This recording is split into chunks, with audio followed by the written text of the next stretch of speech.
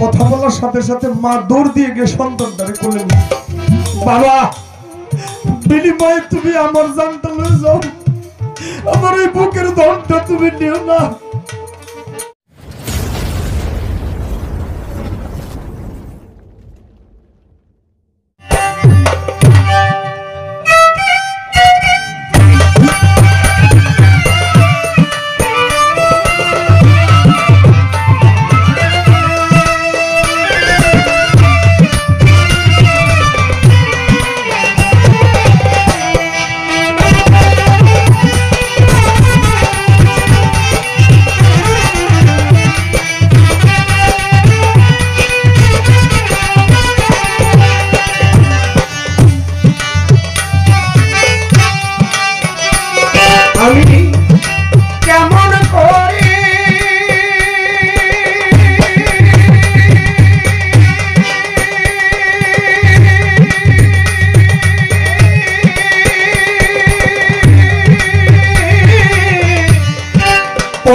লিখিয়ে সুন্দর আলিশা তোমার ক্যাম্পাস কাপিস নাই জানা তোমায় আমি বললাম না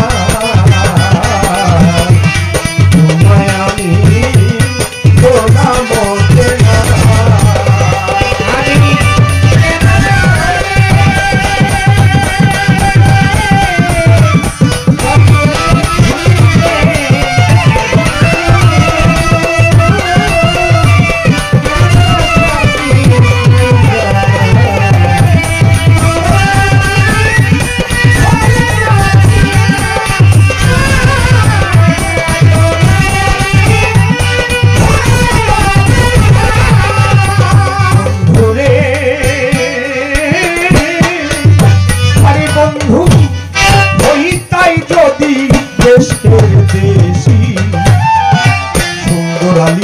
চরণে হইতাম দাসী গো রাজা বাবা আলী মাহমুদ শাহ সুন্দর আলী হইতাই যদি দেশের দেশি চরণে হইতাম দাসী গো আমি দাসী হইয়া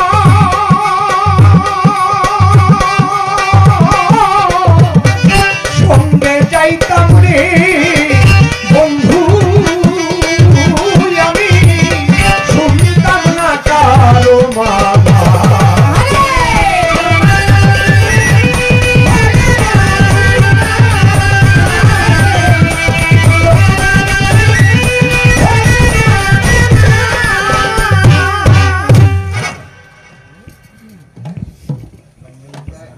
শিলিদন কেমন যেন একটু ঝাড়ি ঝাড়ি মারে এটা প্রথম থেকেই এটা করতেছে আচ্ছা প্রথমে বলছে আমার চেতায়েন না আচ্ছা আর এই আসরে এসে একটু ঝাড়ি ঝাড়ি মারতেছে একটু উপরে একটা ঠিক করে হ্যাঁ আমি একটা গান করেছি যার সাথে নাই প্রেম প্রীতি তার পূজায় কি মন বসিবে জানো না রে ভ্রান্ত মন কিসে গুরু ভজন হবে এই গানটা লইলেই দেখি ইদানিং বয় তীরে লাগে যেমন গোবরে ঠাড়া পড়ছে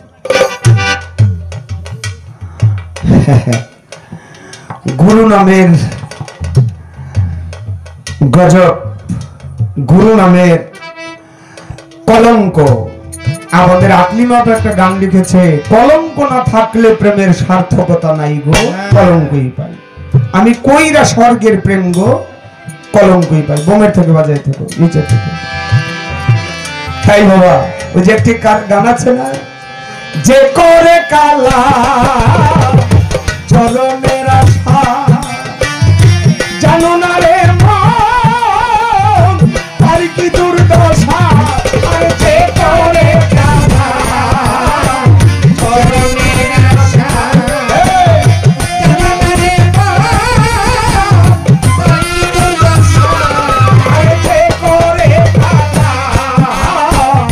চরণের আশা জানো না রে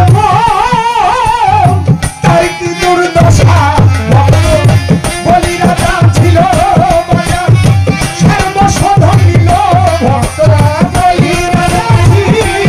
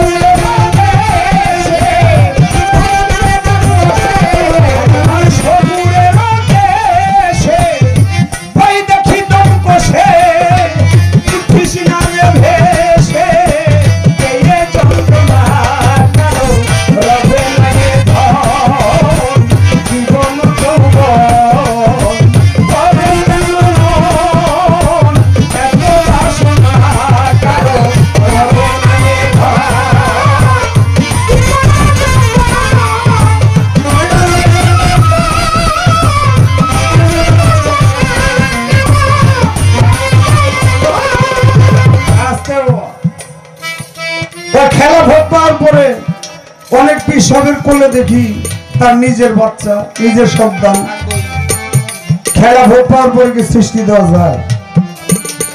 আরে তুমি বুঝছো যেটুক, কইছো অতটুকু। তুমি বুঝছো যতটুক, বলছো ততটুক। যারা খেলাফত একবার পেয়ে যায়, সাধক রজ্জব চান বলছে আল্লাহ প্রাপ্ত বিষয় সত্য তত্ত্ববিধান পীরের কাছে। ও যার পীর হয় কামেল, ফায়েজ হাসিল যার হয়েছে সে পীর। আল্লাহ প্রাপ্ত ধন যে অধিকারী হয়ে যায়, আমি গত শরীতে বলছি আল্লাহ বলে তার মুখ আমি আল্লাহর মুখ হয়ে যায়, আমার হাত তার হাত হয়ে যায়, তার সম্পূর্ণ অঙ্গ প্রত্যঙ্গ আমি আল্লাহর হয়ে যায়। তার মুখ দিয়ে যা কয় সে কয় না, ওইটা আমি আল্লাহ কই।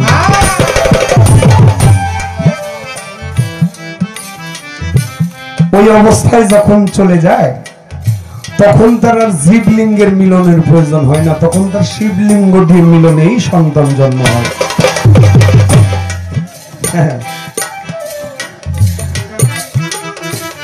আচ্ছা, বড় পীর আব্দুল কাদের জিলানী তার সন্তান ছিল কয়জন? 49 জন। আমার জালাল ফকির ভাই মুখস্থ হয়ে গেছে তাদের। আচ্ছা, এই যে 49 জন সন্তান হয়েছে 4 জন স্ত্রী থেকে। বড় পীর আব্দুল কাদের জিলানী কি মুড়ি ধোয়ার আগে 4টে বিয়ে করছিল? এই সন্তানগুলি কি 4টা হয়েছে এই মুড়ি ধোয়ার আগে, খেলাফতের আগে? না, খেলাফত পাওয়ার পরে। আমার খাজা বাবা সে তার পীর ওসমান হারুনির কাছে গিয়ে বায়াত হইল করম শহরে। ওসমান হারুনির সাথে তিনি মক্কায় গেল হজ করতে। হজ করার পরে মদিনায় গেল। মদিনা যাওয়ার পরে আমার দয়াল নবীর আদেশে ওসমান হারুনির সাথে পথিমধ্যেই বিদায় নিয়ে আমার খাজা বাবা চলে আসলো ভারতবর্ষে। খাজা বাবার পীর ওসমান হারুনি খেলাফত তারে আরো আগে দিয়েছে। তো পরে যে 2টা বিয়ে করলো, একটা আমাতুল্লাহ আর একটা ইসমে তারা। খাজা বাবার 3টি ছেলে একটা মেয়ে হয়েছিল। ওইগুলি হয়েছিল করতে ওলিয়া উলিয়ারা ওই মিলন করার লাগে না, ওরা কইলেই সন্তান হয়ে যায়। জিনিসটা বুঝি কইলে সন্তান হয় না। বড় পীর আব্দুল কাদের জিলানীর কাছে এক মহিলা আসছে, বড় পীর কয় কি 12 বছর বিয়ে হয়েছে, সন্তান নাই। কথা এখন কি করবো? কয়েকটা সন্তান লাগে না। বড় পীর ছিল জালালি হালতে, চোখের দিকে তাকাইছে, তাকাই বসে যাও তোমার সন্তান হয়ে যাবে। গেছে বাড়িতে, সন্তান হয়েছে একটা মেয়ে সন্তান। বুড়ি একটু বয়স্ক হয়ে গেছে। ওই বুড়ি বেটিকে এটা কোনো কাম করলো, একটা ছেলে দিত, বিয়ে করাইতাম, বউই তো পোলা থাকতো ঘরে। আমি মইরা গেলে অন্তত কোনো লাশটা খাটের উপরে ছড়াইয়া নিয়ে যেতে পারতো, মাটি দিতে পারতো। মাইয়া হইছে, বিয়ে দিমু যাইবো গাল, আমি মরে গেলে খাট ধরবো কে? চলে গেছে বড় পীরের কাছে। বড় পীর কয় কি একটা ছেলে দিলে ভালো হইতো না? আমার বড় পীর কয় আমার সামনে রাখো। রাখছে, ছিল জালালি হালতে, পায়ের বৃদ্ধাঙ্গুল থেকে নাভি পর্যন্ত তাকে ছোট পুরুষ হয়ে গেছে।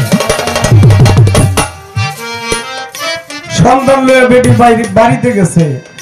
সন্তানটা যখন আস্তে আস্তে 10, 11, 12 বছর পার হয়েছে, এখন উপর দিয়ে মায়েদের মতো লাগে, নিচ দিয়ে পুরুষ ধরে আছে। বড় পীরের কাছে। বড় পীর আগেই তো ভালো ছিল, মাইয়া ছিল, বিয়ে দিতাম, জামাই একদিন হইলেও তো ঘরে আইতো। এখন তো এটা বিয়ে দিতেও পারি না, বিয়ে করাইতেও পারি না, কাম হইল কি?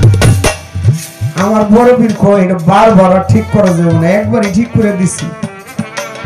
তবে তোমার এই সন্তানটা একটা তরিকার মালিক হবে, সে একজন আল্লাহর আউলিয়া হবে। নাম কি ছিল তার নাম ছিল শেখ বাহাউদ্দিন। তিনি নকশবন্দিয়া তরিকার মালিক ছিল। জীবনীতে আসছে মরুভূমি দিয়া যখন হাঁটতো, পিছে ভক্তরা হাঁটতে পারতো না, হাঁপায় যেত, ক্ষুধা তৃষ্ণা লেগে যেত। বাহাউদ্দিন বাবা একটা গাছের তলে বসে ভক্তদের বলতো, বুকের স্তন দাঁড় করে দিত, বাবা এক টান করে খেয়ে যা। এক টান করে খাইলে 7 দিনের ক্ষুধা তৃষ্ণা তাদের নিবারণ হয়ে যেত। চোখ দিয়া খালি চাইছে, তাই সন্তান হয়ে গেছে। জানো না আমার খাজা গানটা গাইল, তারপর ছিল চিত্র ধামে, কত কষ্ট করে সেই গুরু নামে। আরে দেখো চিত্র ধামে, কত কষ্ট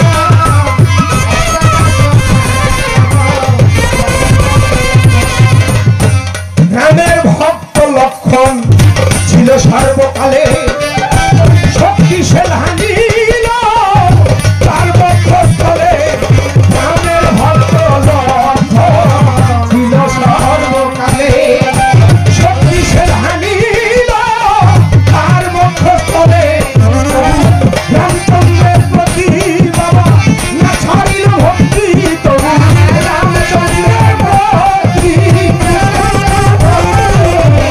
রামচন্দ্রের প্রতি না ছাড়িল ভক্তি লালন বলে করো হে সাধনা করো রবে লাগে ধন জীবন বলে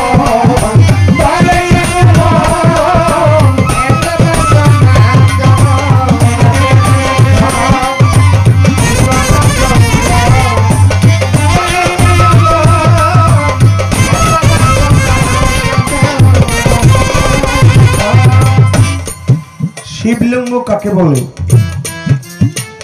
গুরু জিহ্বা হইল লিঙ্গ, ভক্তের কর্ণ হইল জমি। এই দুইয়ের মধ্যে মিলন হয়, এই মিলনে একটা সন্তান জন্ম হয়, সেটা গুরু ভক্তের ভিতরে থাকে। সেই সন্তানটার নাম হলো জ্ঞান সন্তান।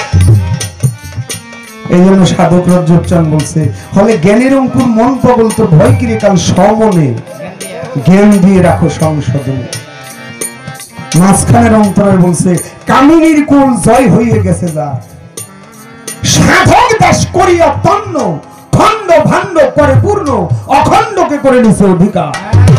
সর্বদা স্বাধীন দেশে বসতি তার, সিদ্ধির দেশের পারাবারে আদ্য শক্তি অর্জন করে পরমে জীব মিশলে পরে কাজ ক্রিয়ার স্বাধীন।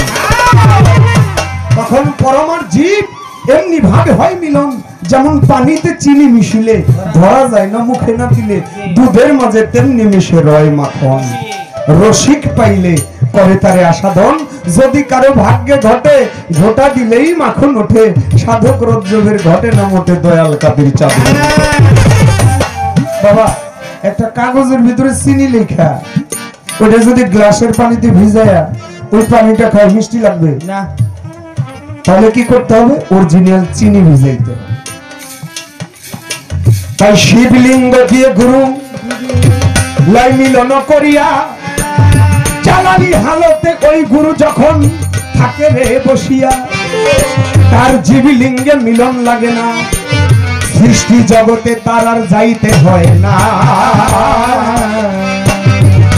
পিঠে পিঠে ঘষা দিয়েও সন্তান দিতে পারে, আছে বর্ণনা। আমার বড় বীর আব্দুল কাদের জিলানী কাছে এক ভক্ত গিয়ে কয়, হুজুর সন্তান তো আমার হয় না, স্বামী রাখবো না। আমার বড় বীর আমার পিছে যা। তো কেন? পিছে যা গেছে, আমার দিকে পিছন দিয়ে পিছন দিয়ে বইছে। আমার বড় বীর পিঠে পিঠে 3টা ঘষা দিছে, ঘষা দিয়ে কই যা বাড়িতে যা। 9-10 বছর পরে ভক্ত হয়েছে 3টা সন্তান নিয়ে। কি আমার খাজা বাবার দরবারে গেছে, খাজা বাবা বিদায়ের পরে তিনি রওজায় শোয়া, এমন সময় এক মহিলা গিয়ে কয়, বাবা আমি তো জানি কেউ ফিরে না খালি হাতে খাজা বাবার দরবারে। এই যে আজকে 1 তারিখ পড়ে গেল, আগামীকালকে 2 তারিখ, মানে এই দিন পরের দিন 2 তারিখ পহেলা রজব। অনেকেই মনে হয় খবর নাই, এই খাজা বাবার জন্য আমরা ভারতবর্ষে প্রথম ইসলাম পেয়েছি। এই খাজা বাবার পহেলা রজব জান্নাতি গেট 6 দিন খোলা থাকবে। আমি এখানে গান গাইতেছি, আমার গতকালকে মালয়েশিয়া থেকে আসার কথা। আমি বলেছিলাম আমার মালয়েশিয়া যাওয়ার কথা। আমার এক ভাই মালয়েশিয়া দেখা হয়েছিল গত 3 মাস আগে, আমাকে 500 টাকা দিয়েছে। ভাই যিনি যদি ভক্তি জানেন, আমার বিমানের টিকিট মিকিট সব কমপ্লিট, কিন্তু ওখানে মালয়েশিয়া যারা থাকে তারা বুঝবে, পুলিশ অপারেশন দিয়েছে বলে এখানে গান হবে না। আমি কতগুলি গানও নিষেধ করছি, সেগুলিও যাইতে পারি না। আমি এখানে গান করি, কিন্তু আমার মনটা পড়ে রয়েছে আজমিরে। খাজা অনেকগুলি মাস হয়ে গেছে আমি যাইতে পারি না খাজা বাবার দরবারে। আমি খাজা বাবার দরবারে না গেলে আমার ভালো লাগে না। এই যে রজব চাঁদের 2 তারিখ, ইংরেজি 2 তারিখ থেকে রজব পহেলা রজব 30 তারিখ পর্যন্ত, এই 1 মাসে আমার যা ইনকাম হবে বাবা, খরচপাতি বাদ দিয়ে যা থাকে আমি খাজা বাবার নামের উপর রেখে দিই। এই সব টাকাটা আমি খাজা বাবার সিন্নি খাজা বাবার নামের উপরে দরবারে নিয়ে যাই আর বাড়িতে খরচ করি। খাজা বাবার দরবারে এক মহিলা যাইয়া বলে কেউ ফিরে না খালি হাতে, তোর দরবার হইতে যাইয়া আজকে আমিও খালি যাব না, দেখবো কেমনে দেশ ফিরাইয়া। রওজা হতে খাজা বাবাই ওই মায়ের কাছে কয়, কি চাস তুই আজকে চা, আমি দিব রে তোমায়, আজকে তুমি যা চাইবা মা আমি তাই দিব তোমায় দিয়া। বলে ধন চাই না, বাড়ি চাই না, গাড়ি চাই না, একটা সন্তান চাই বাবা, বাবা মার দিও। মায়ের জীবন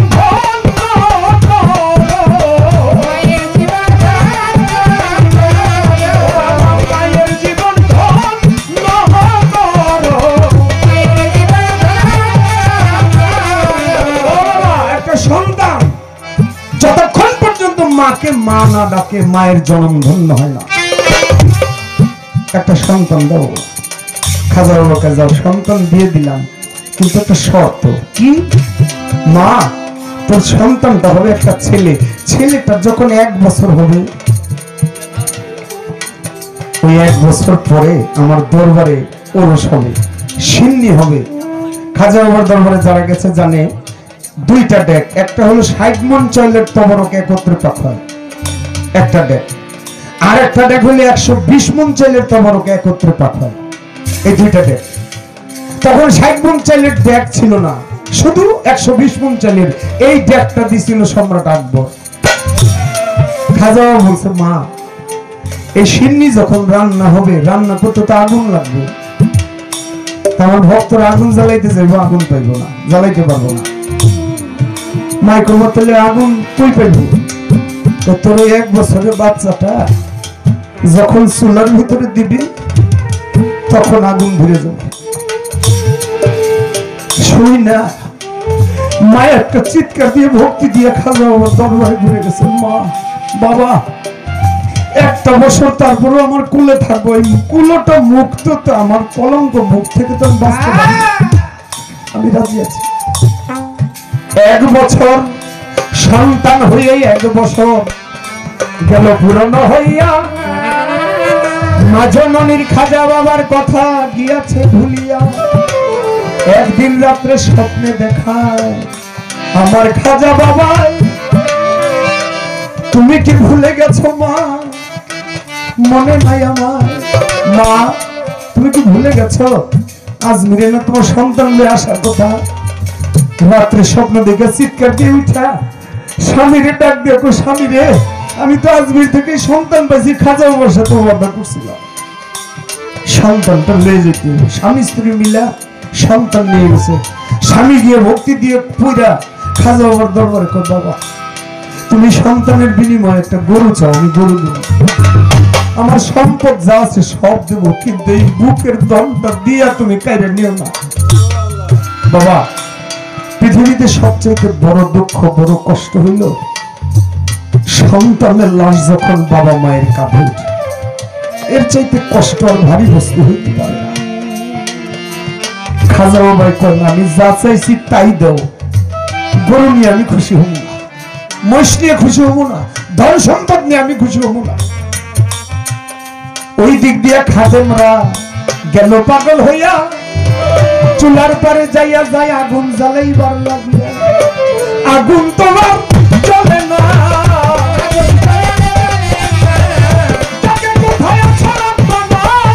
আগুন তো আর জ্বলে না।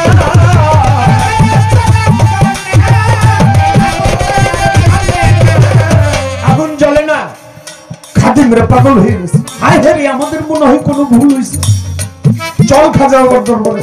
খাজা বাবার দরবারে যাইয়া ভক্তি দিয়ে পুরে কই, বাবা আমাকে কোনো ভুল হইলে আপনি ক্ষমা করে দেন, আগুন কেন জ্বলে না বাবা, আগুন জ্বালানোর একটা ব্যবস্থা করে দেন বাবা। খাজা বাবা গাইবি আওয়াজে খাদেমদের ডাক দিয়ে কয়, ওরে খাদেম তোদের কোনো ভুল নাই রে, চাই দেখ আমার পায়ের কাছে একটা মাসুম বাচ্চা, ওই বাচ্চাটারে নিয়ে তোরা আল্লাহর নাম লিয়ে চুলার মধ্যে ছাইড়ে দে। কথা বলার সাথে সাথে মা দৌড় দিয়ে গিয়ে সন্তানটারে কোলে নিল। বাবা, বিনিময়ে তুমি আমার জানটা লয়ে যাও, আমার এই বুকের ধনটা তুমি নিও না। খাজা বাবা কই, মারে ওয়াদা করছস, ওয়াদা রক্ষা কর। কোন মা যত জ্বর আসুক,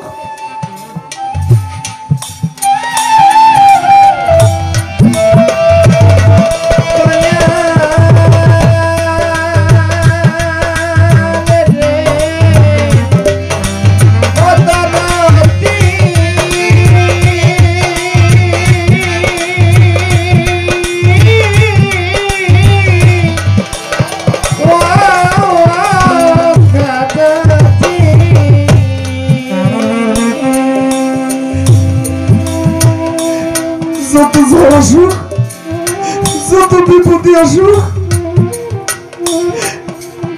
মা সন্তানটাকে বুকের মধ্যে আগলে রাখে। এই যে শীতের দিন, নিজের গায়ে পোশাক নাই, একটা কাপড়ে থাকে, কিন্তু শুকনা কাপড়টা খাতাটা সন্তানকে পেঁচায় রাখে যেন সন্তানের ঠান্ডা না লাগে। সেই মা হয়ে গেলে এই কষ্ট আর ওই সন্তানের বুক ছিঁড়ে গেল আর পূরণ হয় না বাবা। মাই কথা যাও বাবা, আমার লেজ তুমি আমার সন্তানটা দিও না। খাজা বাবাকে তুমি যা ওয়াদা করছো মা, তা পূরণ করো। খাদিমদের হাতে সন্তানটা তুলে দিয়েছে। সন্তানটা নিয়ে চুলার পারে গিয়ে আল্লাহু আকবার বলে খাজা বাবার নাম নিয়ে যখন চুলার ভিতরে ছেড়ে দিয়েছে, ধাপ করে আগুন জ্বলে গেছে। সুবহানাল্লাহ। মা সন্তানটা নেওয়ার সাথে সাথে চেতন হয়ে অচেতন হয়ে বেহুশ হয়ে যে পুড়ে গেছে, আর হুঁশ আসতেছে। খাদিম রাইসা মারে ডাকে, মা তবরক পাক হয়ে গেছে, তবরক খাইবে না, উঠো। ওঠে না। আমার খাজা বাবা গাইবে আওয়াজে ডাকে, মা একটু চুলার পরে যাও না, যেই চুলায় তোমার সন্তানটা দিছ, দেখো না চুলার তবরক আর চুলার ভিতরে কি হইতেছে। দৌড় দিয়া চুলার পাশে গেছে, দেখে আগুন নিভে গেছে, কিন্তু কয়লা টকবক টকবক করে লাল জ্বলছে। আর সেই আগুনের ভিতরে ওই মায়ের সন্তানটা খেলনাপাতি নিয়ে, পুতুল নিয়ে খেলা করছে আর হাসছে। মাজননী আগুনের ভিতরে ঝাঁপ দিয়ে বইরা সন্তানটা বুকের মধ্যে নিয়ে একটা দৌড়ে খাজা বাবার দরবারে আইসা সন্তানটা ভালাই দিয়ে ভক্তি দিয়ে পইরা কয়, বাবা আগে যদি জানতাম আমি সন্তান চাইতাম না তোমার কাছে, আমি তোমারই চাইতাম বাবা, আমি সন্তান চাইতাম না। তাই খাজা বাবু বলে, মারে আমার দরবারে এসা কত মানুষ সন্তান চায়, কত মানুষ ধন চায়, অর্থ চায়, টাকা চায়, পয়সা চায়, কিন্তু আজ পর্যন্ত আমাকে কেউ চাইল না। তাই তুই যখন চেয়েছিস একটা সন্তান তোর বুকে, আরেকটি সন্তান আজকে আজমিরে ঘুমিয়েছে। বাবা, আল্লাহর ওলি যারা, আল্লাহর আউলিয়া যারা, তাদের কাছে চাইতেও হয় না, না চাইলেই মনের ভাব প্রকাশ করে তা দিয়ে দেয়। এই জন্য একটি গান আছে না, কে বুঝতে পারে আমার দয়ালের খেলা,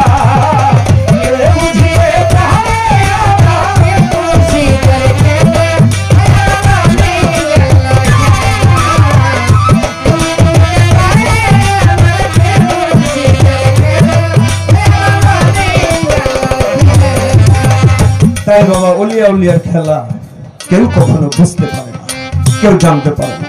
যাক চলে যাক, বেশি কথা আর নাই রে প্রয়োজন।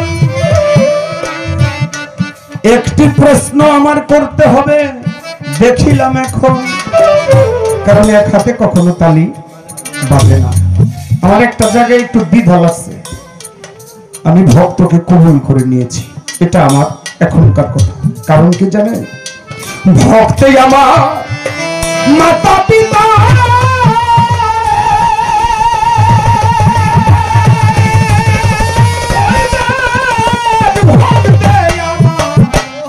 আমার গুরু,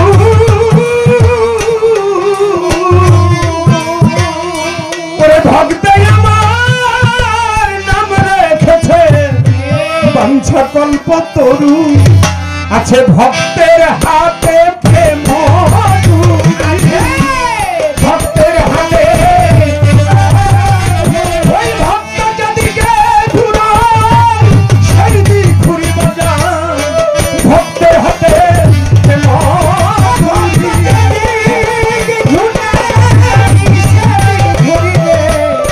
ভক্তের হাতে। আমার নবীজি বলেছে, কোন মুর্শিদ যদি কোন ভক্তকে কবুল করে নেয়, জেনে নিও আমি রসুল তাকে কবুল করে নিয়েছি, নিব। আর শুধু আমি রসুল না, স্বয়ং আল্লাহ তাকে কবুল করে নিবে। এজন্য ভক্ত দরবারে যারা আছেন, আমরা অনেক দরবারে যাই, কিন্তু দরবারি কথা অনেক ব্যবহার জানি না। আগে প্রথম হলো আদব, আদবটা রক্ষা করতে হয়। কি এই দরবারের ভক্ত যারা, বা যেই দরবারের ভক্ত, আপনি কখনো বাড়ি থেকে জুতা স্যান্ডেল পায়ে দিয়ে, আপনার উদ্দেশ্য হলো আপনি মুর্শিদের বাড়িতে যাবেন, আপনার পায়ে যেন কোনো জুতা স্যান্ডেল না থাকে। যদিও পায়ে দিবেন, কিন্তু বাড়ির বাউন্ডারির আগে আপনার জুতা স্যান্ডেল খুলে ব্যাগের ভিতরে নিয়ে তারপরে দরবারে ঢুকবে খালি পায়ে। এটা হলো আদব রক্ষা। গুরু যদি থাকে তাহলে সে খাওয়ার আগে আপনি খাবেন না, আপনার জন্য হারাম হয়ে যাবে। গুরু যদি থাকে আপনি ঘুমাইবেন না। 3 দিন যদি ওষুধ 3 দিনই জেগে থাকেন, দেখবেন আপনার গুরু ঘুমাইছে কিনা। যদি গুরু ঘুমায় তখন যদি চেষ্টা করেন গুরু আপনাকে বলে ঘুমাইতে, ঘুমাবেন, নইলে ঘুম নাই। কিসের ঘুম বাবা? এই দমটা বাইরে হয়ে গেলে যুগ যুগান্তর, হাজার হাজার বছর ঘুমাইতে হবে ওই মাটির মধ্যে। গুরুর কাছে গিয়ে কখনো কোনো প্রশ্ন করবেন না, দয়াল এইটা কি, ওইটা কি, ওইটা কি। গুরুর কাছে কোনো চাওয়া নাই। যদি দয়া হয়ে কোনো গুরু ভক্তের প্রতি দেয়, তাতেই আপনার জন্ম ধন্য। একটা গান করেছে শিউলি দেওয়ান আমার ভক্ত, আমি শুনতে পাই, ভব নদীর পারে বসে কান্দি, সকল হারাইয়া ভব নদী কেমনে যাব বাড়িয়া, পিছন দিকে চাইয়া দেখি বেলা যায় দুলিয়া। আমি একটু জানতে চাই, বেলা কি পিছে থাকে না সামনে থাকে? এটা হলো আমার প্রশ্ন, সামনে থাকে না পিছে থাকে? যদি পিছে থাকে তাহলে পিছে কোন বেলা আপনি বললেন? আর লেখকের গানের কথাটাই আসলে মূলত কি, এই ছোট্ট করে একটি কথা আসে। কারণ